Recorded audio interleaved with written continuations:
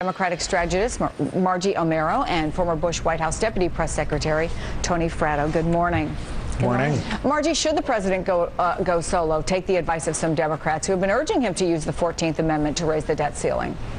Well, it's certainly consistent with what the American people want. The American people, both in the polls and at the polls, have said that they want progress and movement, not more bickering and gridlock. And when you see some of these quotes, Chris, from Republicans saying, well, we need to get a government shutdown out of our system, we need to show voters that we're ready to fight and we're fighting. Voters don't want fighting. They want more working and less fighting. South Carolina Congressman James Clyburn, who's the #3 Democrat in the House, says the president should take matters into his own hands if he has to. Here's what he says. If the president, as the chief executive officer of the country, is faced with this kind of recalcitrance on the part of a few members in the House of Representatives, I think he would do well for himself and for the country to sign an executive order invoking the 14th Amendment. We've heard with Republicans, Tony, talking about, we just heard Marsha Blackburn not ruling out a government shutdown. Yeah. I mean, if that's the case, have the Republicans left the president no other choice? Well, I should say, I think, as you know, Chris, I'm a long advocate for actually getting rid of the debt ceiling law altogether. I think it's obviously an absurd kind of law, and I don't think Republicans should be using it that way.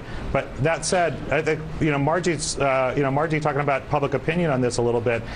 One of the problems that Congress faces is that if you ask the American public, do you want to raise the debt ceiling, that 60% plus of Americans will say don't raise the debt ceiling. So we have a big educational hurdle among the American people, and I think also among some members of Congress also. There isn't no space in the law for the president to do this with the 14th Amendment. They have made that clear repeatedly. And I think, Harry Reid and some members of the Senate are looking to be bailed out by the president here. I think what you're going to hear from the president, rightly, is I think he's going to tell Congress, I think he's going to tell both houses of Congress, I await your bill. You created this problem, work together and come up with a solution and send it to me that raises the debt ceiling and does not allow the country to fall into default. I think that's what he should do. Margie, another thing he's going to be talking about, we presume, later today at 11:15 is Vice President Biden, who is going to present the recommendations from his gun task force tomorrow. But there are also some things that's been suggested that he could do independently as president. New importation limits on weapons, tougher law enforcement policies. A lot of folks have talked about greater cooperation between federal agencies that share mental and criminal health records. I guess only 8 out of 60 federal agencies had actually shared mental health records with the National Instant Criminal Background Check System. Should he consider something like this to show he's serious? Should he hold out in case there's no movement on the Biden recommendations? Should he be willing to make these unilateral decisions? Absolutely. I mean, this is an issue that really goes beyond politics, and it goes beyond politics when you look at public opinion. Voters see incredible amount of common ground on the issue of guns, even if there's bickering in Washington. Voters are really very much decided. They want to see a whole host of common sense, stronger gun laws. Even over 80% of gun owners say that protecting the Second Amendment goes hand in hand with keeping guns out of dangerous hands. So there is a lot of public opinion, a lot of support. It's really important that this gets done really quickly. Does it send a message, should he decide to do that, Tony, that, look, we're going to do everything we can within the system to make sure it's working maximally. Now let's move forward on additional things we could do? Or do you think the Republicans would see that as sort of in your face?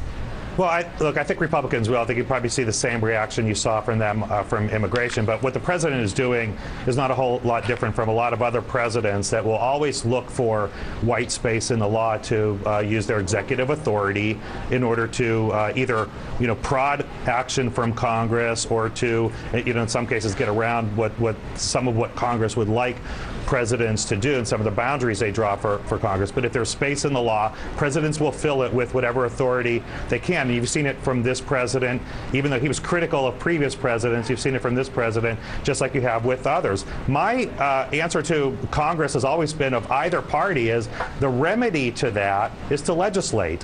So if you don't want the president taking action this way, you can go ahead and legislate and find ways to pass legislation that will direct the executive to do the things that you want him to do if you write good enough laws.